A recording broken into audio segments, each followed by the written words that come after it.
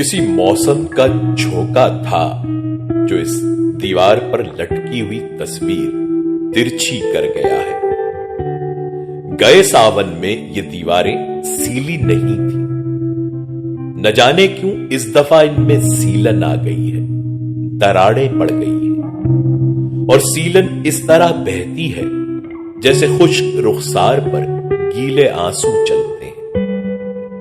ये बारिश गुनगुनाती थी इसी चाहत के मंदिरों पर, ये घर की खिड़कियों के कांच पर उंगली से लिख जाती थी संदेशे। बिलखती हुई सी बैठी रहती है अब बंद रोशनदानों के पीछे।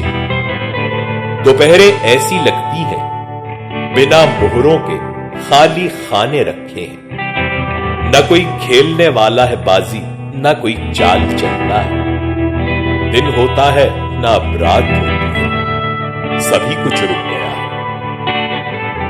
वो क्या मौसम का झोंका था जो इस दीवार पर लटकी हुई तस्वीर तिरछी कर गया है।